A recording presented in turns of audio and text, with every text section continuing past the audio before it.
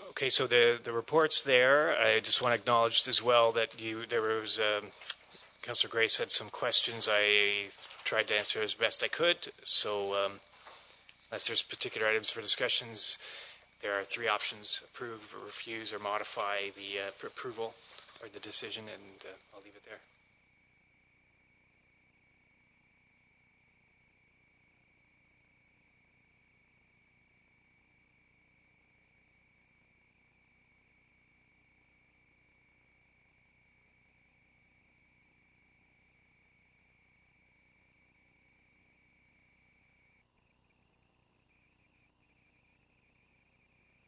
Here we are.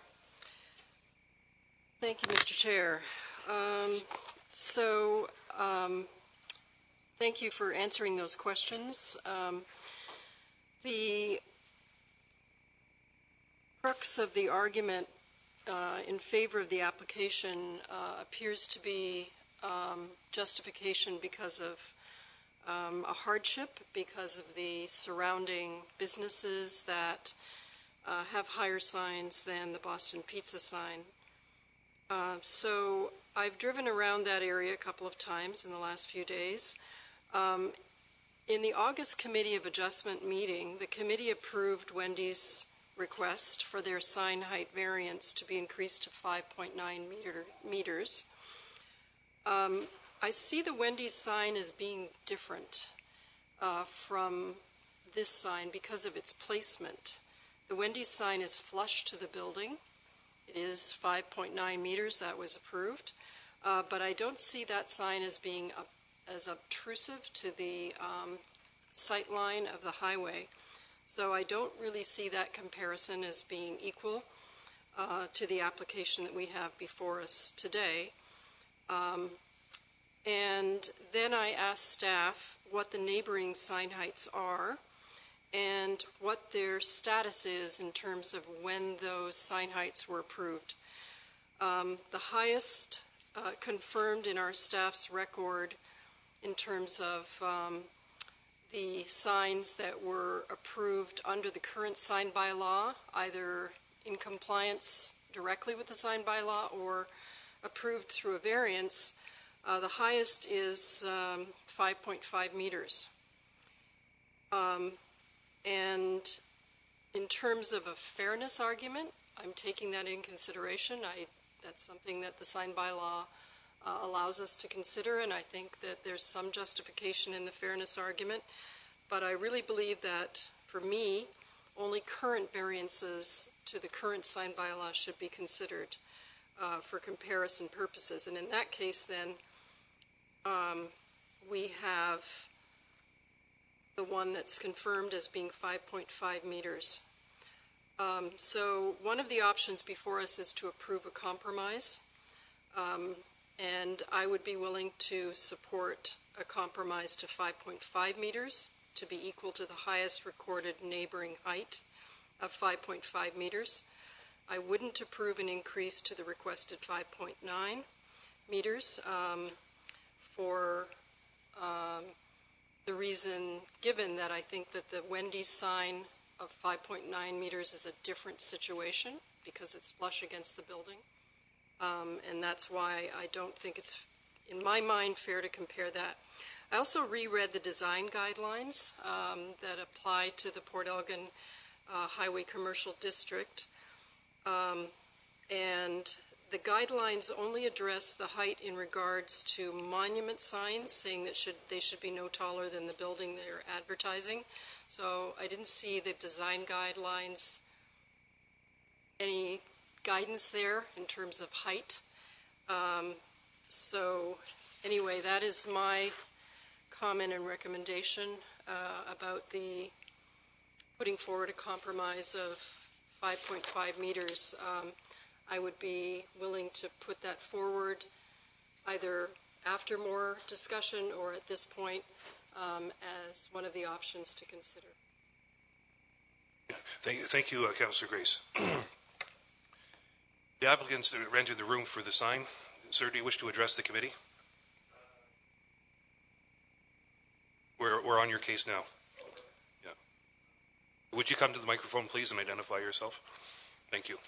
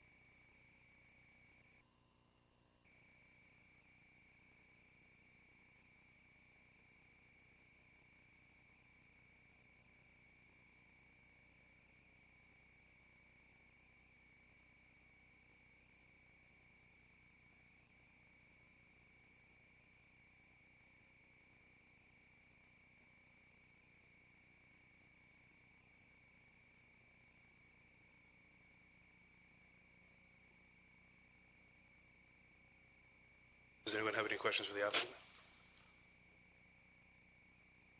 Yes.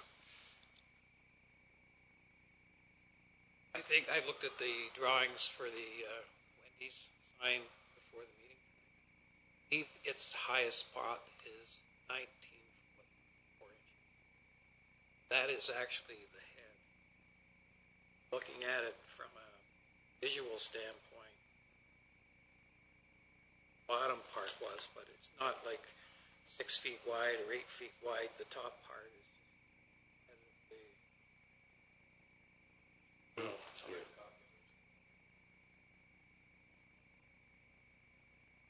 Thank you. Any questions, Mr. Legault? Thank you, Mr. Chair.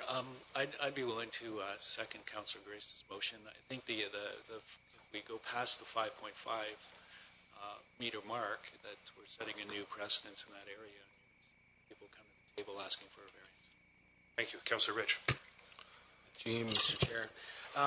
Although I can understand the perspective of doing the 5.5 meter sign, I think we head down kind of a difficult road where you start looking at a sign and saying, well, this one's 5.9, but it's flush to the building, so that isn't really to be considered the same as a different sign that's 5.9. I think that we have kind of numbers, and I think the difference between 5.5 and 5.9 is about a foot. So we're really talking about kind of distance, and so I think that when we approved the Wendy's sign before, I think we kind of pushed ourselves down this road. We decided now that 5.9 is an appropriate level.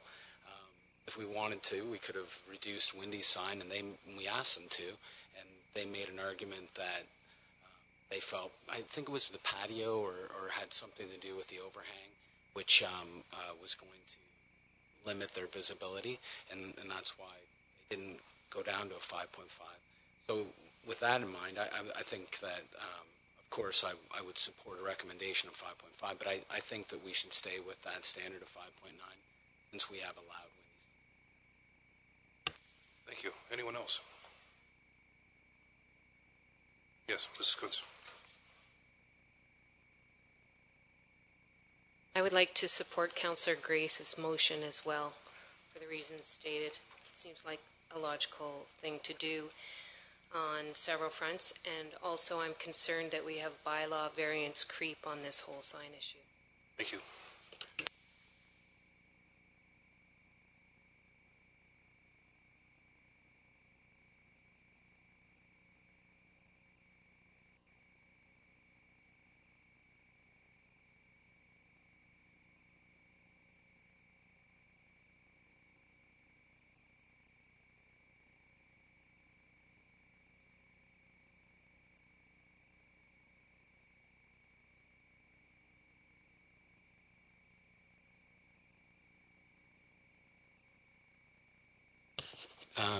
Yeah, through you, sir. Jay, how big is the Wendy's sign? Is it 19 feet or is it 20 feet?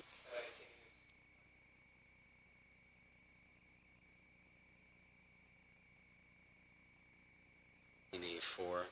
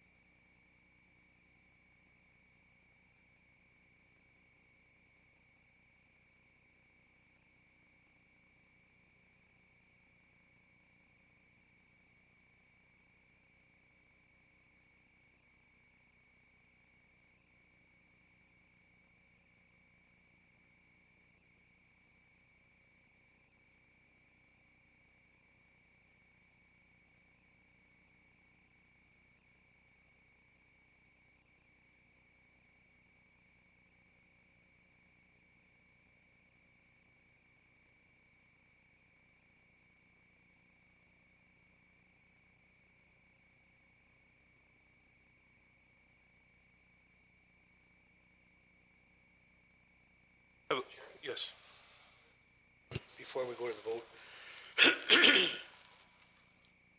Jay, can you refresh me, why did we allow Wendy's?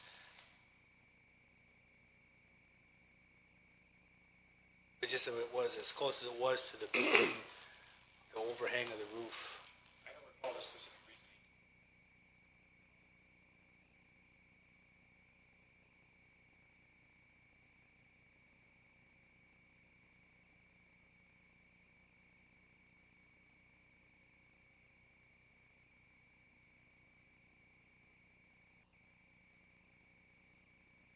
And in looking at all the pictures you've provided,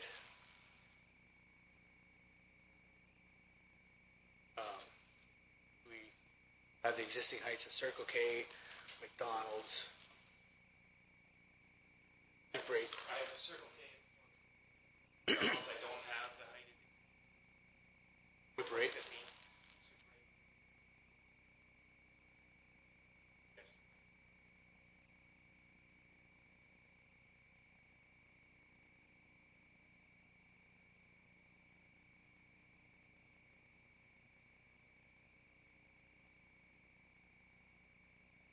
I kind of follow along the same.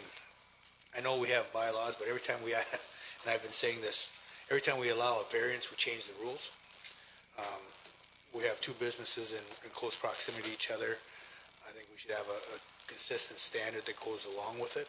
So I'm kind of following along Councillor Rich's view. Yes, Mr. Reid? I was one of the ones that suggested and voted for the sign at Wendy's to be accepted the way it was. My recollection was, as far as clearance at the bottom, between the bottom of the sign, just where the post is, to the ground, it cleared, it was 8 feet. So anything lower than that, to bring it down, and still allow them to have the portion of the sign they wanted for display, put it into a risk area for heights. They had before their sign, they have a standard that they use throughout Wendy's organizations.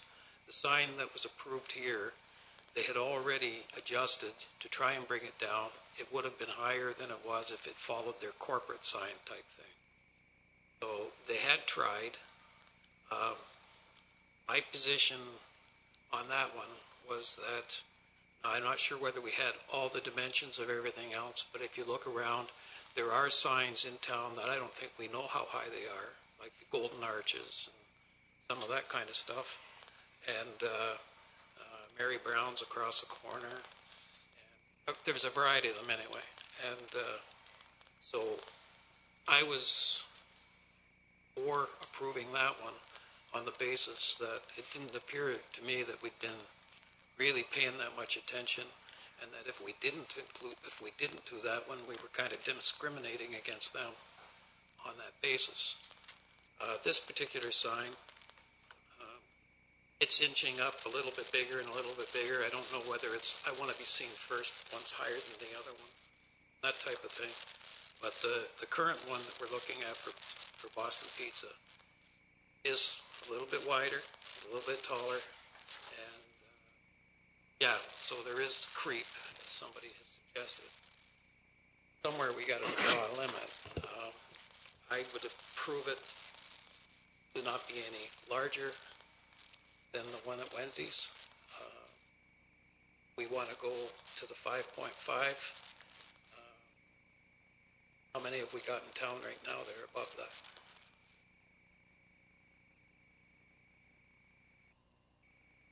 There's a question, as we don't have previous to 2015, we don't have a good record of what the sign heights are. I don't even know how many would be above 6 meters or above any height for that matter. So big ones in areas like the Rexall, it's not right along the same thing. But the Rexall's got one that's probably one of the tallest, I would think. Councillor Grace. Thank you, Mr. Chair. My contention is that we have a sign bylaw that was passed in 2015, and that what I'm doing is considering those businesses that received variances to the bylaw and comparing their signs since 2015. I think if we go back and use the standard of existing signs that are still there and have been grandfathered in and exempted from the current sign bylaw, then yes, we're going to find lots of them that are much higher than 5.9 or whatever. And so that's why I was limiting this discussion to those, to trying to compare. Mary Brown's, for instance, was the 5.5. It received a variance under the current sign bylaw. And so that's what I was trying to do, but I understand other perspectives. I have a motion moved by Councillor Grace and seconded by Ms. Kuntz, dated today, October the 21st, 2019, that sign bylaw variance for Boston Pizza Restaurant be approved to a maximum height no greater than 5.5 meters. All in favor? Carried.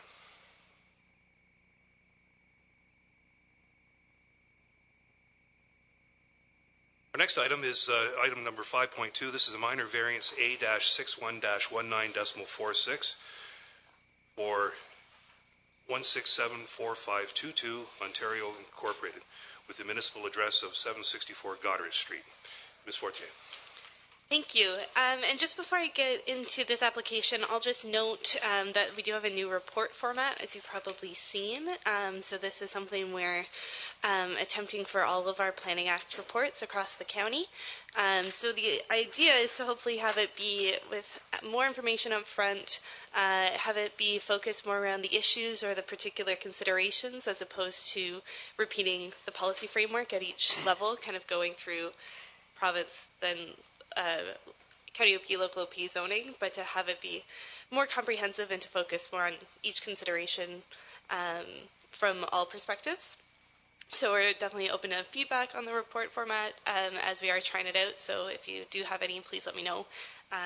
So yeah, I just want to say that before we get started. So this is a minor variance application for the property you're probably familiar with as the location of Baby Boutique along Goddard Street. And so this application is to facilitate a lot addition from the rear of the property to the adjacent lands. So all the lands have been developed. And so this is a existing high-density residential property, and then we've got the Baby Boutique property, which is currently made up of the red and the blue areas. However, the blue area, despite being part of the parcel with Baby Boutique, is effectively used and associated with the green parcel. So really this is just to kind of formalize the existing use on the property and get rid of any need for any easements or any trespassing or any of that, just to make sure all the lot lines are lined up with the properties they're being used with. And so in order to do this, the red property required some relief from the zoning bylaw, mainly in regards to the lot area, rear yard, and landscaping. So I'll just note that we have made a proposed change to the landscaping recommendation, just based on some comments from committee members earlier in discussion with municipal staff. So I'll get into that in just a minute. But just briefly, in terms of the requested variances, we've got a request to reduce the minimum lot area from 550 square meters to 416 square meters, to reduce the rear yard setback from 10 meters to 1.1 meters, and then the new recommendation we have for the open space, just to make it a little bit clearer, is instead of having a percentage, is just to say that the existing landscape open space on the red property shall remain landscaped, and that it'll be deemed to comply with the bylaw. So just in terms of the 4 tests of the variance, in terms of the official plan, it is within the core commercial area. and this is an area that's meant to recognize the central commercial downtowns of Port Elgin and Southampton. So there's no change of use proposed on the property, so there's no issue from an official plan standpoint. In terms of the variances requested for the minimum lot area, for all intents and purposes, the parcel proposed to be severed is already being used by the adjacent lands. There's a fence along the boundary that already separates parcel 2 and parcel 3. And so it's clear that parcel 3 is already able to accommodate the existing commercial use, and the lot size is acceptable. In terms of the rear yard, the proposed rear yard is 1.1 meters and the required is 10.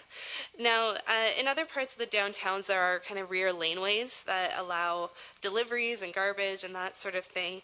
And having that 10-meter setback in those areas is useful to allow for those deliveries. However, in this case, there's no way to access the rear of the property without going through the Waterloo Street property. So having an increased setback here wouldn't provide any additional benefit to the commercial property. So the reduced rear yard setback in this instance, we believe, is acceptable. And in terms of the landscaped open area, there are some, in the front yard, there's some strips of landscaping along the edges of the property, as well as there being parking and a large ramp for an accessible entrance. There's also some open space at the rear of the property that may help with some stormwater runoff, but does not really add to the streetscape. So rather than a percentage, in discussion with town staff today, we determined it might just be better in the recommendation to recognize the existing landscaped area on the red parcel and say that that shall remain landscaped and that it shall be deemed to comply, just to, as that probably reduces confusion for all owners. And we estimate this to be around 5%. And I would just note that we have reduced landscaping requirements in other areas of downtown, most recently at the offshore bakery. And then in terms of the next test, is the application minor in nature? I believe that it is. I don't believe it basically will change where the lot line is on a piece of paper. It won't make any physical changes to the lots. So I do believe this is minor. It won't affect the character of the area. And I do believe it is appropriate and desirable, as it will reduce any confusion on the lands, and there's not expected to be any impact on the commercial operation or the high-density apartments. So just briefly in terms of consultation, there were no objections received and no public comments received. So in summary, we do believe that this meets the 4 tests and recommend approval of the minor variance. Thank you, Ms. Forte. Mr. Carver, do you wish to address the committee? Thank you. Committee, any questions? Councillor Grace. Thank you. Maybe I missed this, Tessa, but could you talk about the stormwater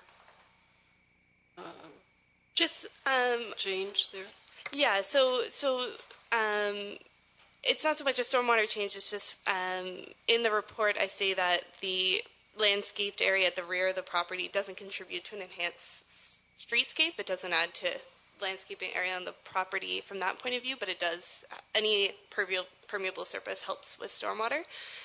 So as the recommendation is worded as has been changed and the recommendation has been changed is just to retain the landscaping on the property as it is today, which is a reduced number from the bylaw, which is 10%, but it's probably between the range of 5 and 7% is our best estimate. But we think that, we should just recognize what's there today and allow it to continue.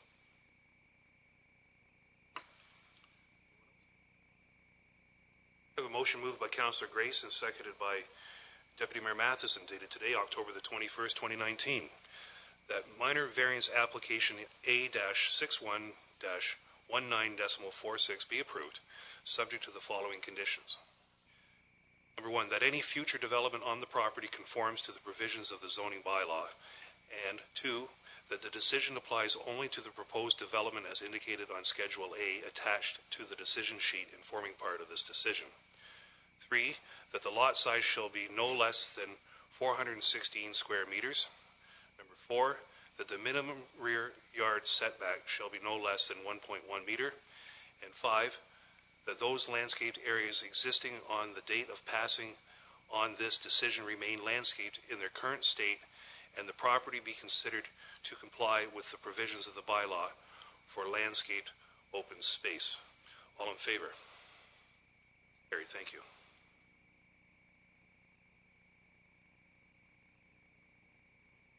Our next item is item number 5.3. This is minor variance A-62-19.46 for Mr. John Sakunovich.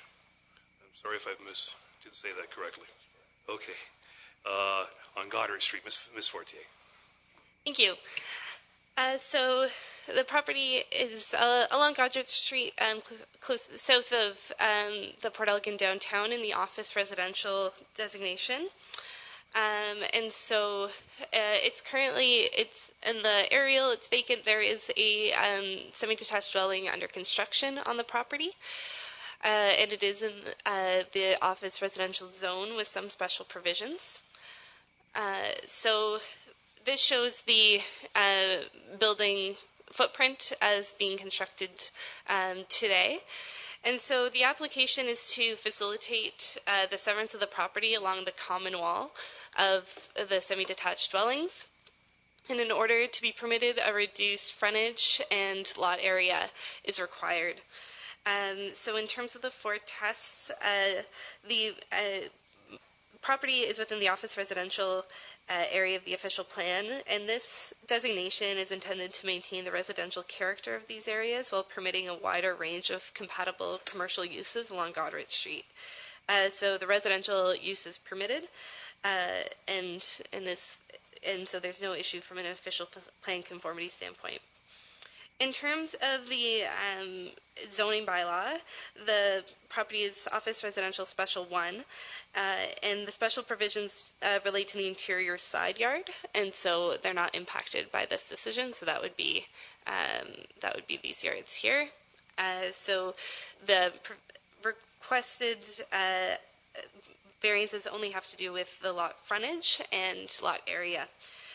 So it is recently constructed, and the need for variance is triggered by the desire to sever the dwellings along the common wall, so no physical change should occur as a result of this application.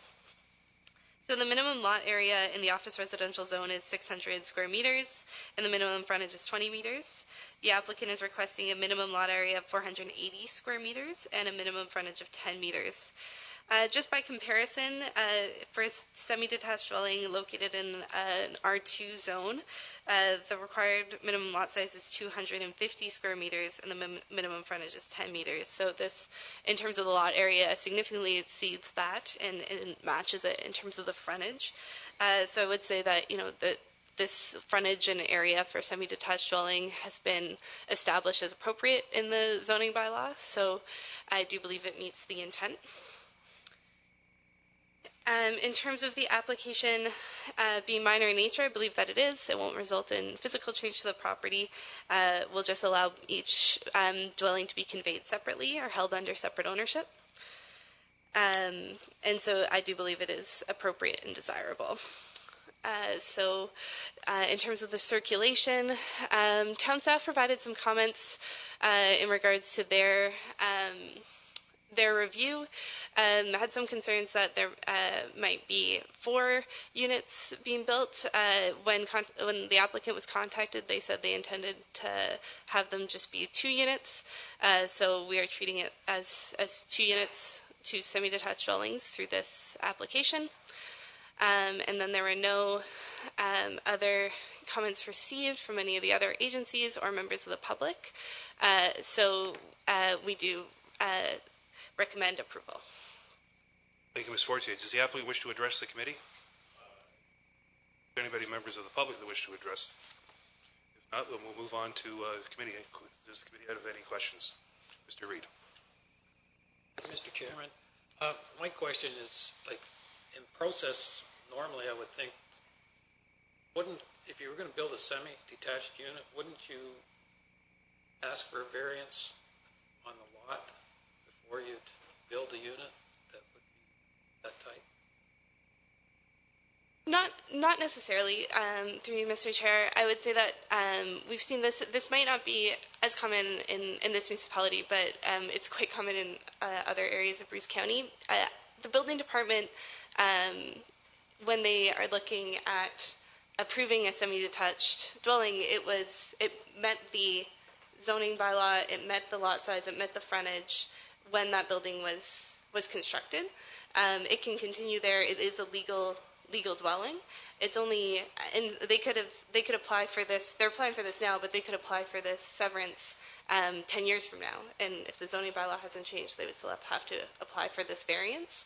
It just has to do with the fact that our bylaw doesn't always recognize, in areas where semis are permitted, that they might be severed. So those larger lot sizes are permitted, but then we run into this issue where a semi-detached dwelling that's legally existing to be severed along the common wall is suddenly deficient, even though it was built legally, met all the setbacks at that time, but as two separate entities on separate lots. They no longer meet the bylaw, so it's a little bit of a quirk of the bylaw that we have to live with semi-detached dwellings in particular.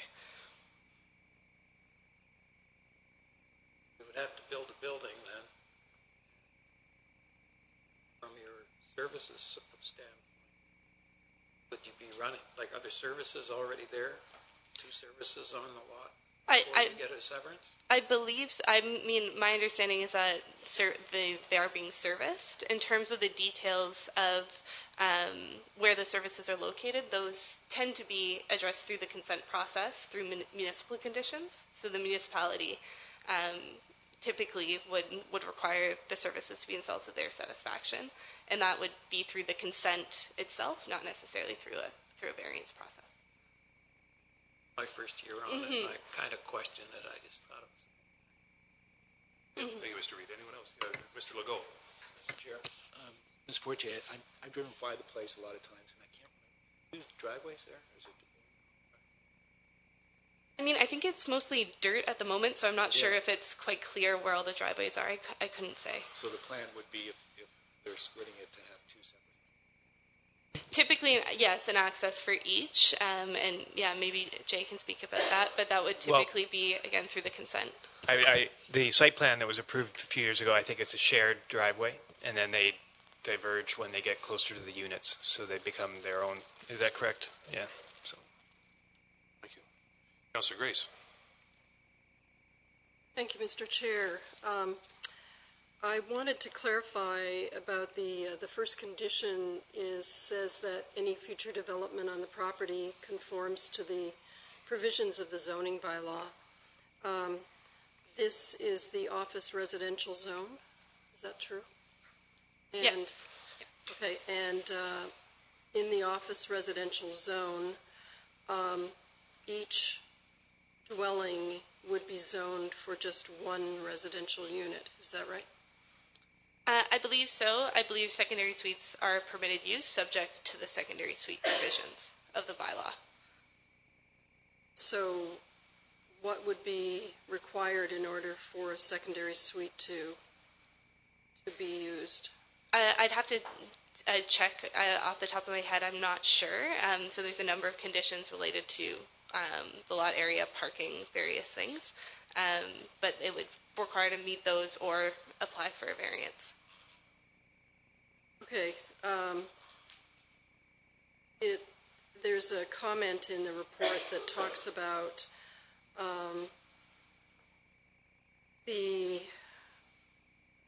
each dwelling,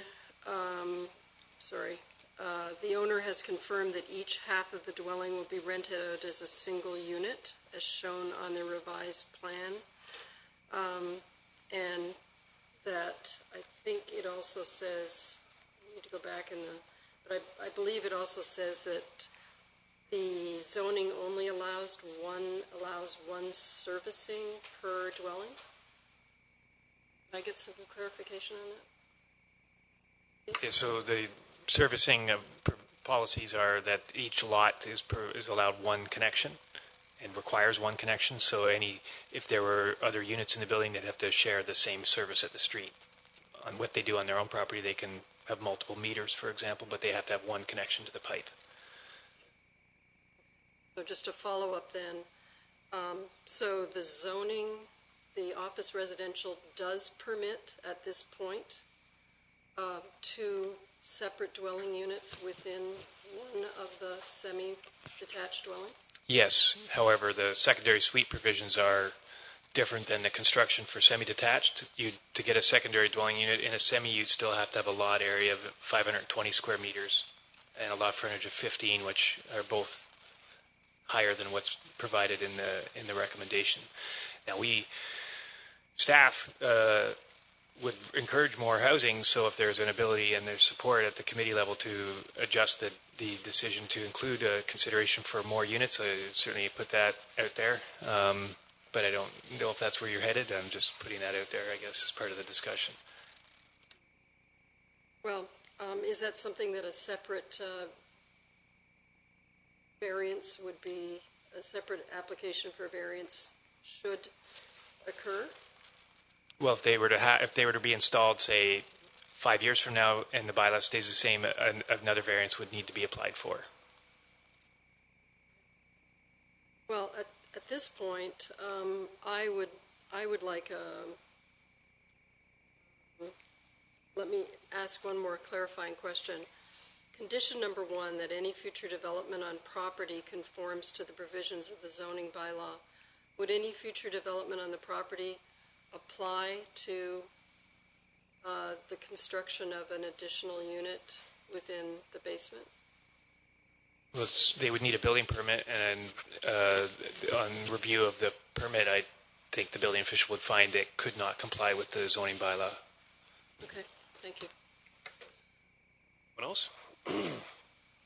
I have a motion moved by Councillor Rich and seconded by Mr. Legault, dated today, October the 21st, 2019, that the minor variance application A-62-19.46 be approved, subject to the following conditions. Number 1, that any future development on the property conforms to the provisions of the zoning bylaw. And number 2, that the decision applies only to the proposed development as indicated on Schedule A, attached to the decision sheet and forming part of this decision. Number 3, that the minimum frontage per dwelling shall be no less than 10 meters, and that the minimum lot area per dwelling shall be no less than 480 square meters. All in favor? Carried. Thank you.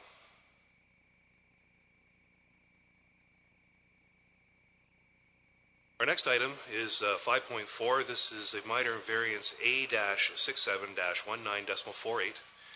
Chris Menzies with municipal address of 241 Knowles Lane in the former town of Southampton. Ms. Fortier. Thank you. I'll just give it a minute. There we go.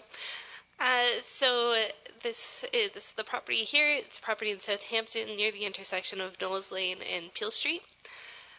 So the lot lines don't quite match, which is why I've shown it in blue. Some of you may remember, this property was subject to a lot addition last year, which created the blue lot as we see here. And so this is a residential property with a seasonal dwelling on it, and so the proposal is to have an addition, and they're seeking a reduced front yard setback. So the addition you can see is proposed here, coming off of the existing dwelling and in line with the existing setback. So the required setback in the residential zone is 6 meters, and the proposed is 2 meters. And the site plan shows it at about 2.2. It's believed that the existing setback is 2.2 meters, but the applicant has requested that 2 meters be permitted just in case that measurement is slightly off to give that 20 centimeter buffer. So in terms of the foretest, I'll just show this is a front elevation that was provided as well. So the proposed addition is over on this side of the building. In terms of the circulation, there were no issues raised by any of the circulated agencies, and there were no public comments received. And so in regards to the 4 tests, The property is designated residential and within Special Policy Area 2 of the Saugeen Shores Official Plan. And so there's no change to the proposed to the existing residential use. And the special policy area relates to the low-rise character of this area of Southampton and allows for height restrictions to be imposed through the zoning bylaw. So with no change proposed to the use, there's no issue from an official plan standpoint. In terms of the zoning bylaw, the property is zoned residential first density special R11, and so the special provisions implement special policy area 2 and limit the permitted height to 8 meters. So the proposed addition is only 1 story and is under the 8 meter requirement. So the established setback of the dwelling is 2.2 meters, and the addition is proposed to be in line with the existing dwelling and be approximately 4.5 meters wide. I would note that there's no established street line along the section of Knowles Lane. The front yards range from anywhere between about 2 meters and about 15 meters. So extending the existing yard setback is not expected to negatively influence the character of the area.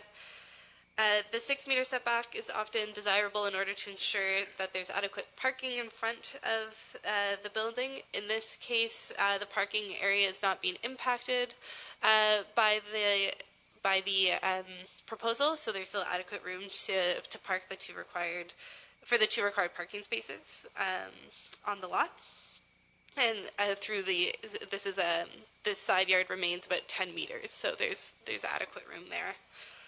I would note that the Knowles Lane is a narrow right-of-way, but there is no issues raised by municipal staff. So the proposal, we feel, does meet the intent of the zoning bylaw.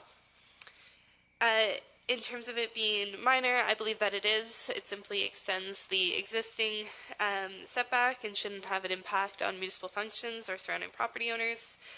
And I believe it is desirable and appropriate, given that it'll allow for a modest addition while maintaining the character of the site and the area. So I do recommend approval. Thank you, Ms. Forte. Menzies, do you wish to address the committee?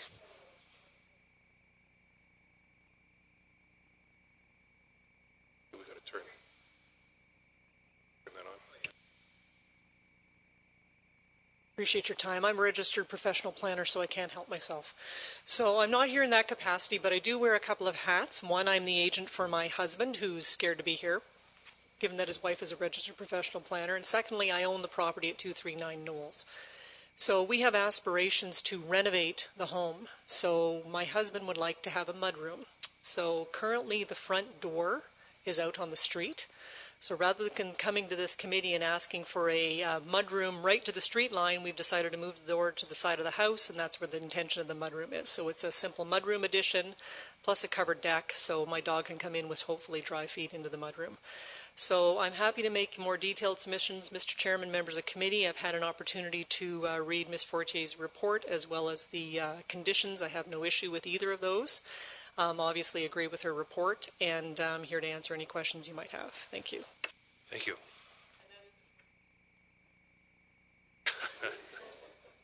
Good for you. Committee, any questions? Deputy Mayor Matheson. Thanks, Mr. Chair. This one's for Amanda. Do we have any proposed road improvements planned for Knowles Lane in the next little bit? And if so, it's only 20 centimeters. This shouldn't affect anything, as has been stated. There are some houses pretty close to the roadway on there, but this shouldn't affect anything?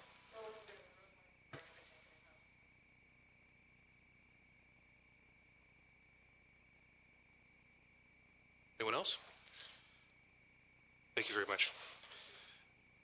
I have a motion moved by Mr. Reid and seconded by Councillor Grace, dated today, October the 21st, 2019, that minor variance application A-67-19.48 be approved, subject to the following conditions: that any future development on the property conforms to the provisions of the zoning bylaw, and 2, that the decision applies only to the proposed development as indicated on Schedule A, attached to the decision sheet and forming part of this decision. And number 3, that the minimum front yard setback be no less than 2 meters. All in favor? That is carried. Thank you. Our next meeting date will be Monday, November the 18th. And I have a motion moved by Councillor Grace and seconded by Mr. Reid dated today that we do now adjourn to meet again at the call of the Secretary Treasurer. All in favor? Thank you, everyone.